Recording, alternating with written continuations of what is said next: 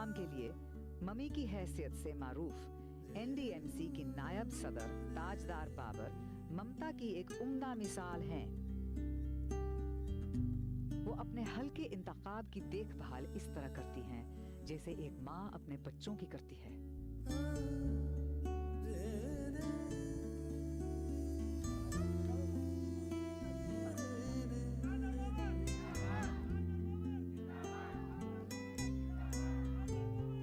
मेरी वालदा को मम्मी कहना ये जताता है, ये दर्शाता है, ये दिखाता है कि लोगों में उनके लिए कितनी ज्यादा इज्जत है कि किसी को मम्मी कहना उसको बहुत बड़ी इज्जत बख्शनी है। मम्मी इसलिए कहते हैं क्योंकि वो माँ का हाथ रखती है सबके ऊपर, चाहे वो उम्र में बड़ा हो चाहे छोटा हो। This is out of self, I mean out of her respect. जो लोग उनको कोई माँ के नाम से बुलाता है, कोई बहन के नाम से बुलाता है।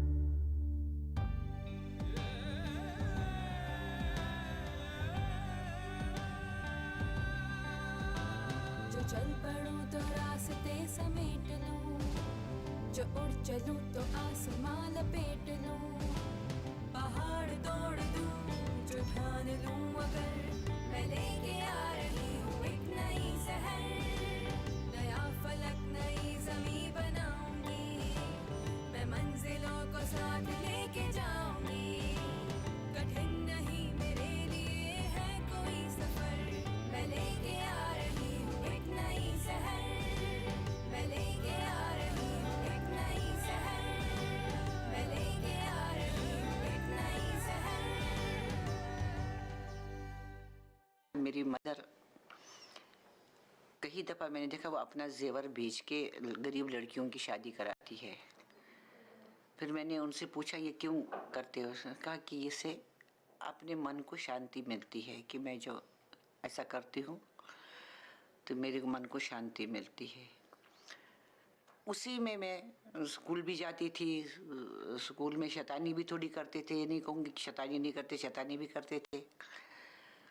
तो उसी में मैंने अपने मदर से सीख लिया है कि ये काम अच्छा काम है। मेरी मैरिज भी बहुत छोटी उम्र में हुई है और खुदा का करना है कि मेरे हस्बैंड में भी यही चीज़ थी। मेरा खावन जो था वो खुदाई खिदमतगार थे जो लोगों की खिदमत करते थे। खुदाई खिदमतगार समझती ना कि किसको कहते हैं। उनको भी मैं देखती थी कि भाई ये जो कमा के लाते हैं वो अपने पास दो पैसे भी नहीं रखते थे और जो भी आता था मुझे कहते इसको इतना देना, इसको इतना देना। ये जो मेरे में कुछ मदर फादर की तरफ से आया और हस्बैंड की तरफ से भी आया है।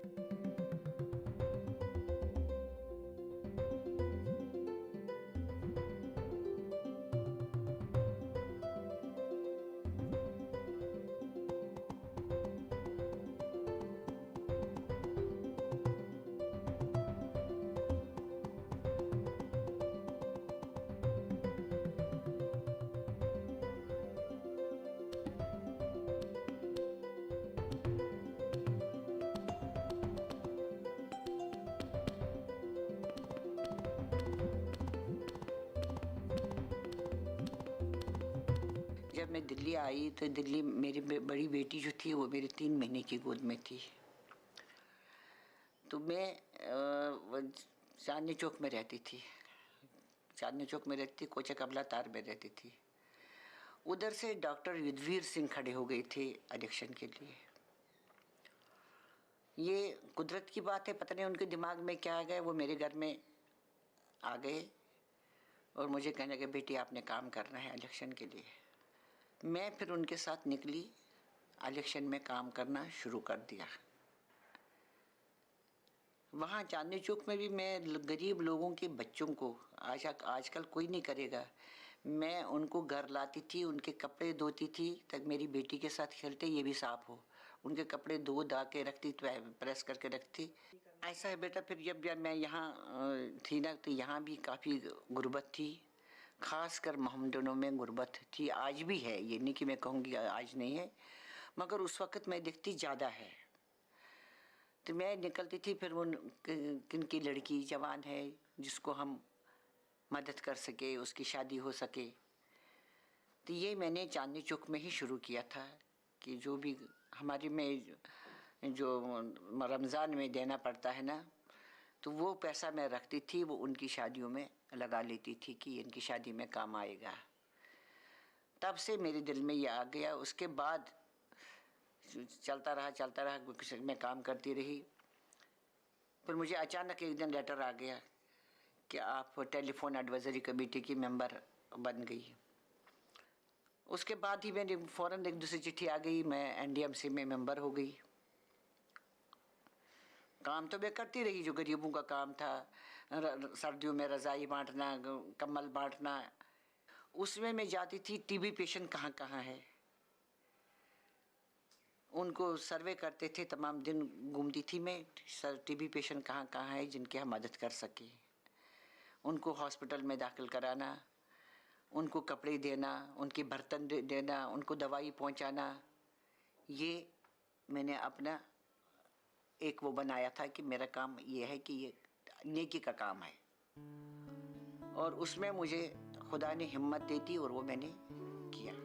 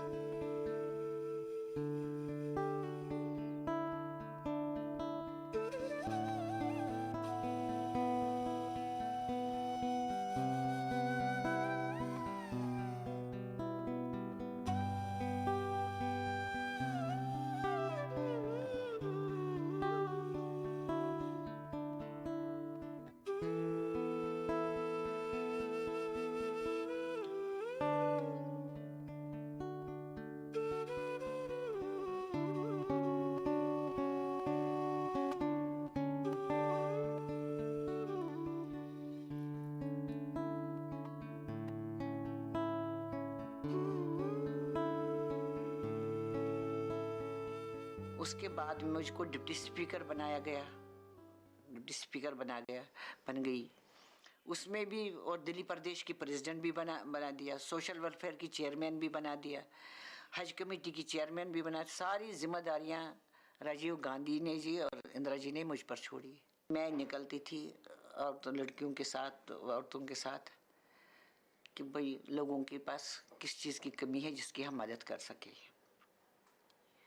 या हिंदुस्तान और पाकिस्तान की लड़ाई हो गई थी तो हम फ़ौजों के लिए सामान किस तरह जमा करते थे, रेलवे स्टेशन पर वो किस तरह भेजते थे उनको। तो उसमें मुझे मेरे हस्बैंड ने कभी टोका नहीं, कहने लगा जो तुम्हारा दिल करता है वो कर लो, ये अच्छा काम है। जिस वक्त इंदिरा जी को अरेस्ट किया तो मेरे हस्बैंड बीमार थे। मैं अरेस्ट तो हो गई, मगर इंडिया गेट के पास में वापस उतर गई बस से। मैंने कहा मुझे उतार दीजिए, क्योंकि मुझे ये था कि मेरे हस्बैंड बीमार है, मैं जेल जाऊंगी तो ये। जब मैं घर आ गई तो मेरे हस्बैंड ने कहा आप घर क्यों आ गई, बड़ी बेगैरती की बात है। मैं कहने आपकी तबीयत ख़राब थी तो मैं, कहने मैं कोई मर नहीं रहा था, आजकल कोई मर्द ऐसे नहीं करेगा। दूसरे दिन में 500 लेडीज़ लेके अरेस्ट हो गई और 15 दिन में जेल में रही। मेरा छोटा बेटा था जो अब इस दुनिया में नहीं है, वो शाम को मुझे खाना लाता था, जेल में कपड़े लाता था कि मम्मी ये आपके लिए है। मगर उसने मुझे कभी नहीं कहा कि डैडी हॉस्पिटल में है या वो बीमार है, कभी नहीं कहा। मैं जब आ गई 15 दिन के बाद छूट के, तो मैं गई, मैंने कहा मैं अपने हस्बैंड से मिल लूँ। तो उनके बेडरूम में गई तो मेरे को छोटे बेटे ने रोक लिया, मम्मी कहाँ जा रही है? नहीं है डैडी यहाँ। मैंने कहा कहाँ है? वो हॉस्पिटल में है। फिर मैं उसी वक्त हॉस्पिटल दौड़ गई तो रोई भी थोड़ा। मैंने कहा आपने मुझे इतला भी नहीं दी। और कहने लगे नहीं मैं ठीक हो गया हूँ, बहादुर लोग डरते नहीं हैं, मैं ठीक हो जाऊँगा। तो 4 दिन के बाद मैं उसके बाद घर लाई थी उनको, 4 दिन के बाद घर लाई थी। और उसके बाद उन्होंने मुझे कहा, क्योंकि इंदिरा जी को अरेस्ट किया था, उन्होंने मुझे कहा जो तुम्हारा काम है तुम करो, मेरी परवाह मत करो। और बच्चों को मेरे से ज़्यादा मेरे हस्बैंड देखते थे। फिर ये नहीं कि मैंने इग्नोर किया है बच्चों को या घर को। मैं अपने हस्बैंड को अपने हाथ से रोटी बना के देती थी। वो मेरे हाथ के बगैर रोटी नहीं खाते थे। मैं कितनी भी थकी हुई आती, वो कहते आटा छोड़ दो, वो आके खुद बना देगी। बच्चों को भी मैंने उसी तरह रात भर तमाम रात में बैठती थी, स्वेटर बनाती थी। 4 बच्चे थे, तब बच्चों का एक तरफ दो को एक तरफ, बीच में मैं बैठती थी, रात पर स्वेटर बनाती थी। ये उसकी देनी थी जिसने मुझे हिम्मत दी थी, मैंने कर लिया। मुझे बहुत अच्छी तरह याद है, मेरे छोटे भाई जो अब इस दुनिया में नहीं है, जब वो छोटे थे, मुझसे 4.5-5 साल छोटा था, तो मेरी वालदा, अब ज़माने बदल गए, अब तो लीडर लोग काम नहीं करते, उस वक्त पॉलिटिकल एक्टिविस्ट थी, तो रात को, और ना इलेक्शन कमीशन की इतनी बंदिश हुआ करती थी, तो रात को मेरी वालदा पोस्टर चिपकाती थी और मेरे छोटे भाई को कंधे से दुपट्टे से बांध कर लाती थी।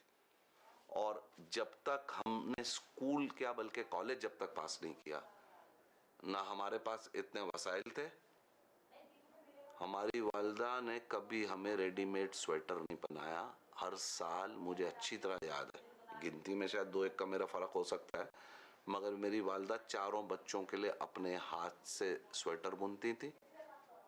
और खाना भी, इसके बावजूद कि हमारे घर में नौकरानी या नौकर हुआ करता था, मेरी वालदा अपने हाथ से खाना बना के हमें देती थी। तो मेरी मम्मी ने दोनों दुनियाओं का एक बड़ा अच्छा कॉम्बिनेशन, बैलेंस मेंटेन किया जिंदगी में।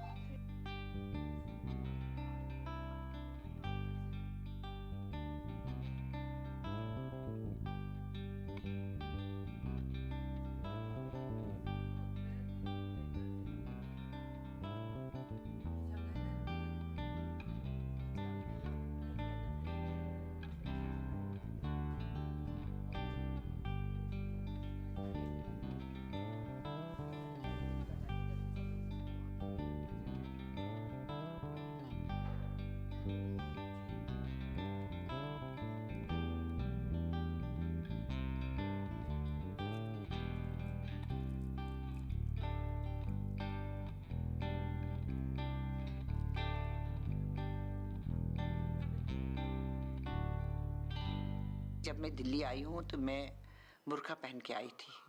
बुर्का जो होता था, बुर्का पहन के आई थी।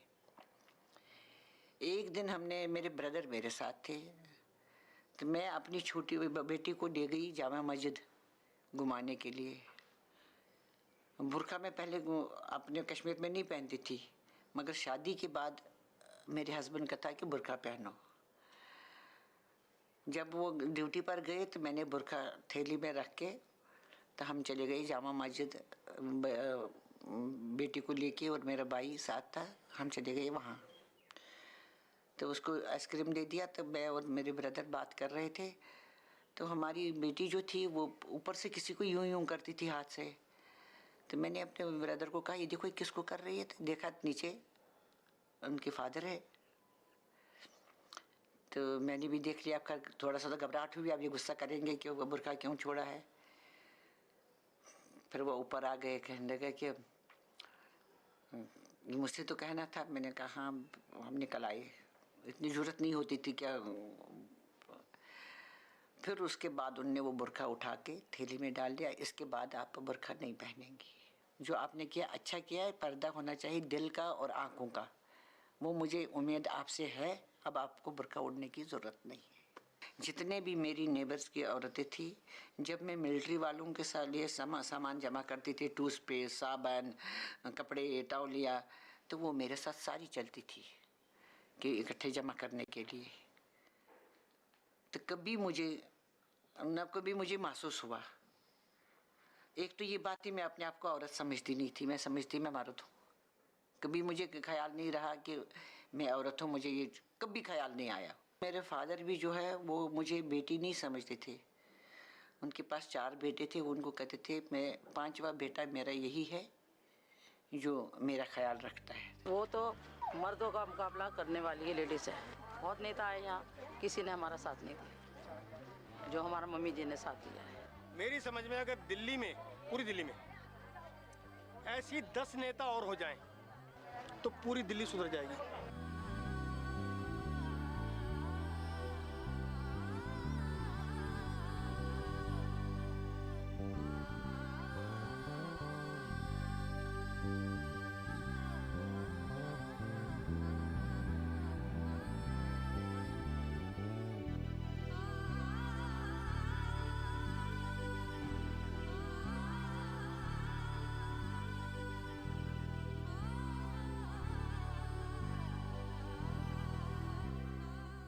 हमने दुकानें बनाई थी एनडीएमसी से, कोई 100-150 दुकान बनाई थी। तो मैं और विद्या बहन शाह थी एनडीएमसी में। मैंने उनसे कहा हम इंदिरा जी से पूछेंगे ये दुकान कैसे अलाट करेंगी। तो उसने कहा चलो। हम चले गए तो उसने मुझे बुलाया, ताजदार जी कोई खाली पेट नहीं करेगा काम, आप अपने वर्करों को ये दे दीजिए। और हमने वर्करों को, वो मेरे पास भी 20-21 आ गई थी जो हमने अपने वर्करों को दे दी। इस तरह 4-5 मेंबर थे, हमने सबने अपने अपने वर्करों को दे दिए। मुझे सबसे अच्छा लगता है कि देखिए मैं आपको बता दूं, पहले तो गरीबों को जो मैं कर सकती हूँ वो करती हूँ। मुझे अच्छा लगता था कि हमारे निज़ामुद्दीन में बारातघर नहीं था जहाँ लोगों को ठोकरें खाने पड़ती थी। हमारे यहाँ नई दिल्ली में बारातघर नहीं था। मेरे इलाके में जिम नहीं था कि जो आजकल के बच्चों की ख्वाहिश है उसको मैं कैसे पूरा कर दूं।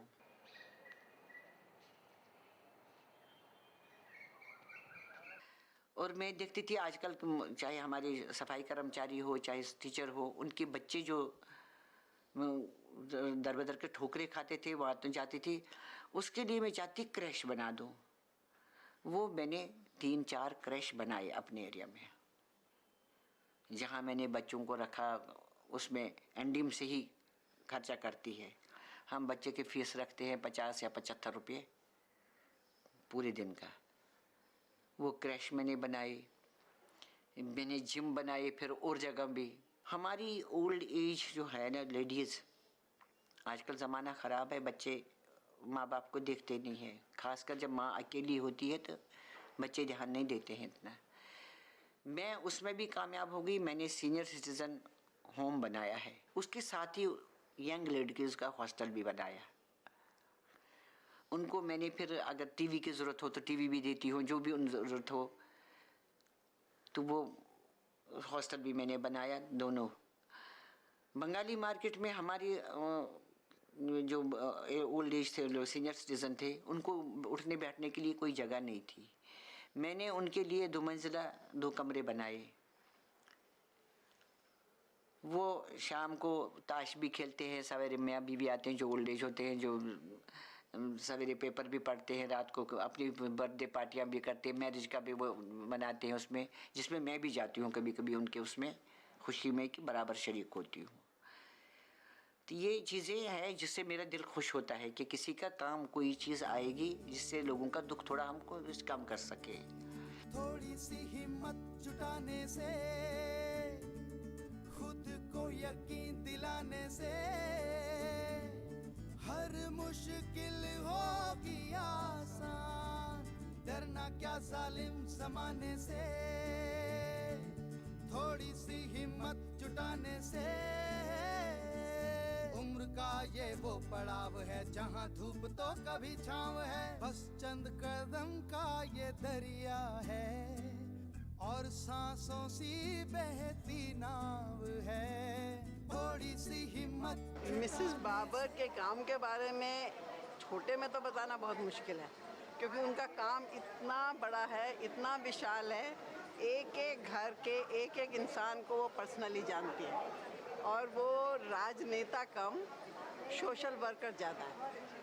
आपके घर में खुशी है तो वो आपके साथ हैं, गम है तो आपके साथ हैं, और इसीलिए वो सबसे प्यारी नेता है। सेल्फलेस सर्विस उन्होंने दी है, और जिसने जो भी इनके कांटेक्ट में आया है वो या तो इनका भाई बन के रहा है या इनका बेटा बन के इनके साथ में आया।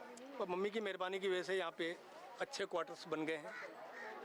उसमें बिजली, पानी, सड़क, सीवर, ये सब मम्मी की देन है। और उन्हीं की बदौलत है कि आज हम पानी पी रहे हैं। जो मैंने अपनी वालिदा में जज्बा देखा, उनका काम करने का अंदाज देखा, और ख़ास तौर पे ज़रूरतमंदों की मदद करने के बाद जो सुकून मिलता है, वो जैसे जैसे मेरी उम्र बढ़ती गई, आप अगर पॉलिटिकल घर में है तो जाहिर है आपकी इन्वॉल्वमेंट रहती है, और मेरी ज़िंदगी पे उनके उसूलों का, उनके काम करने का तरीका का इतना असर पड़ा कि साहब मैंने भी सोचा कि लोगों की खिदमत करने के लिए इससे अच्छा कोई तरीका नहीं है, तो मैं भी इस फील्ड में आ गया। मिसेस बाबर जो हैं वो हमारे साथ हमारे काम में बहुत इंटरेस्ट लेती आई हैं। अब उसके बाद वो एनडीएमसी में वाइस चेयरमैन भी रही हैं इतने सालों से, लेकिन उनके एमएलए और डीडीए वाले एनडीएमसी रोल के अलावा जो वो हमें सपोर्ट देती आई हैं इंडियन कैंसर सोसाइटी को, वो हमारे लिए बहुत ही अहम चीज़ है।